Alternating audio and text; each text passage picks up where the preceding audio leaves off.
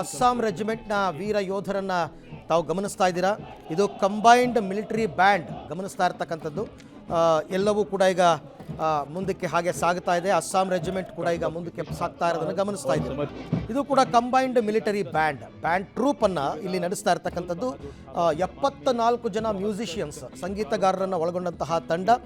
ಸುಬೇದಾರ್ tool Bahadur Singh Thapa ಇವರ ನೇತೃತ್ವದ team ಅನ್ನ ಗಮನಿಸ್ತಾ ಇದ್ದಾರೆ. ಪಥಸಂಚಲನದಲ್ಲಿ ಸಾಗುತ್ತಾ ಇರ್ತಕ್ಕಂಥದ್ದು. ಈಗ ನೋಡ್ತಾ ಇರೋದು Jammu and Kashmir light infantry ಈಗ ಕರ್ತವ್ಯ ಪಥದಲ್ಲಿ ಸಾಗ್ತಾ ಇರ್ತಕ್ಕಂಥದ್ದು. Jammu Kashmir light infantry captain Vedant Sethi ಅವರ ನೇತೃತ್ವದ ತಂಡ ಶಿಸ್ತುಬದ್ಧವಾಗಿ ಕರ್ತವ್ಯ ಪಥದಲ್ಲಿ ಸಾಗುತ್ತಾ ಇದೆ.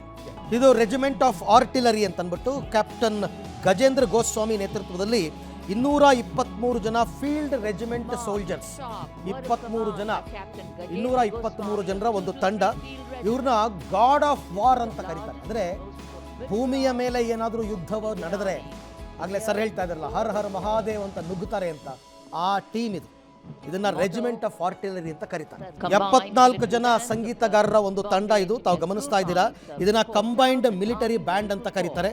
Bombay engineers group, army service corps ಮತ್ತು ಆರ್ಮಿ ಮೆಡಿಕಲ್ ಕಾರ್ಪ್ಸ್ ಎಲ್ಲರೂ ಸೇರಿ 74 ಜನರ ಸಂಗೀತಗಾರರ ಒಂದು ತಂಡ ಈಗ ಸಾಗುತ್ತಾ ಇದೆ ಕರ್ತವ್ಯ ಪಥದಲ್ಲಿ. ಇಲ್ಲಿ ನೀವು ನೋಡ್ತಾ ಇರ್ತಕ್ಕಂಥದ್ದು ನಂಬರ್ 4 ಭೈರವ್ ಬೆಟಾಲಿಯನ್ ಅಂತ ಅಂದ್ಬಿಟ್ಟು ಸಿಖ್ ಲೈಟ್ ಇನ್ಫೆಂಟ್ರಿ ರೆಜಿಮೆಂಟ್ನ ಟೀಮ್ ಇಲ್ಲಿ ಸಾಗ್ತಾ ಇರ್ತಕ್ಕಂಥದ್ದು. ಇದು ಈ ತಂಡವನ್ನು ಮುನ್ನಡೆಸ್ತಾ ಇರೋರು ಮೇಜರ್ ಅಂಜುಮ್ ಗೋರ್ಖಾ. ಓಕೆ, ಈಗ ಇಲ್ಲಿಯ ತನಕ ನಮ್ಮ ಭಾರತೀಯ ಸೇನೆಯಲ್ಲಿ ಇರ್ತಕ್ಕಂಥ ಕೆಲಸ ಮಾಡ್ತಾ ಇರ್ತಕ್ಕಂಥ ಬೇರೆ ಬೇರೆ ರೆಜಿಮೆಂಟ್ಗಳು, ಟೀಮ್ಗಳು ಎಲ್ಲವೂ ಕೂಡ ಬಂದಾಯಿತು. ಸ್ತಬ್ಧ ಚಿತ್ರಗಳು ಇನ್ನೂ ಕೂಡ ಬಂದಿರಲಿಲ್ಲ. ಈಗ ಸ್ತಬ್ಧ ಚಿತ್ರಗಳ ಸರದಿ ಆರಂಭ ಆಗುತ್ತೆ. ಒಟ್ಟು 30 ಸ್ತಬ್ಧ ಚಿತ್ರಗಳಿಗೆ ಈ ಸರ್ತಿ ಅವಕಾಶವನ್ನು ಮಾಡಿಕೊಟ್ಟಿದ್ದಾರೆ. ಅದರಲ್ಲಿ ಪ್ರಮುಖವಾಗಿ ಕರ್ನಾಟಕದ ಸ್ತಬ್ಧ ಚಿತ್ರಕ್ಕೆ ಅವಕಾಶ ಇಲ್ಲ.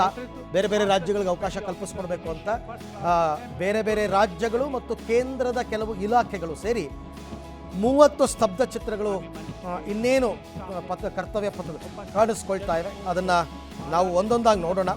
ಮೊದಲನೇದಾಗಿ ಇಂಡಿಯನ್ ನೇವಿ, ಭಾರತೀಯ ನೌಕಾದಳದ ತಂಡ ರಚನೆ ಮಾಡಿರ್ತಕ್ಕಂಥ ಇಂಡಿಯನ್ ನೇವಿ ಬ್ಯಾಂಡನ್ನು ಹೊತ್ತಂತಹ ಒಂದು ಸ್ತಬ್ಧ ಚಿತ್ರ ಇನ್ನೇನು ಕೆಲವೇ ಕ್ಷಣದಲ್ಲಿ ನಿಮ್ಮ ಮುಂದೆ ಕಾಣಿಸ್ಕೊಳ್ತಾ ಇದೆ.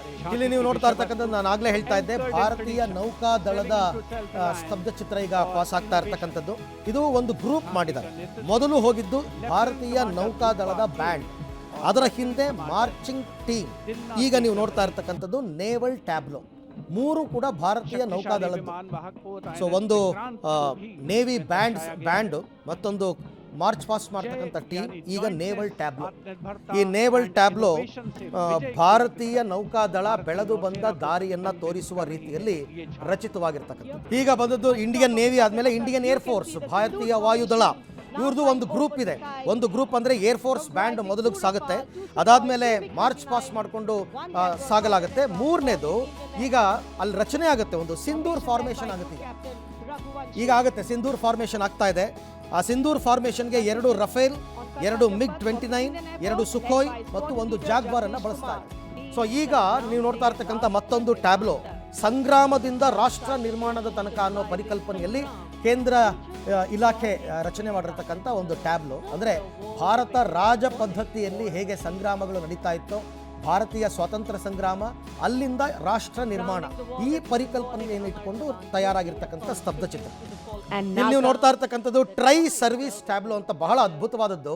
ಅಂದರೆ ಆಪರೇಷನ್ ಸಿಂಧೂರ್ ಕಾನ್ಸೆಪ್ಟ್ನಲ್ಲಿ ಆಪರೇಷನ್ ಸಿಂಧೂರ್ ಭಾರತದ ಜಯಕ್ಕೆ ಹೇಗೆ ಆರ್ಮಿ, ನೇವಿ ಮತ್ತು ಏರ್ ಫೋರ್ಸ್ ಕಾರಣನೋ, ಆ 3 ಟೀಮ್ ಅಂದರೆ 3 ದಳ, ಭಾರತೀಯ ಭೂಸೇನೆ, ವಾಯುಸೇನೆ ಮತ್ತು ನೌಕಾಸೇನೆ ಸೇರಿ ಮಾಡಿರ್ತಕ್ಕಂಥ operation Sindoor, victory through joint, ಅಂದರೆ ವಿಕ್ಟ್ರಿ ಹೇಗೆ ಸಿಕ್ತು ಭಾರತಕ್ಕೆ ಜಯ ಅಂತಕ್ಕಂಥದನ್ನ ಪ್ರತಿಬಿಂಬಿಸುವ ಸ್ತಬ್ಧ ಚಿತ್ರ.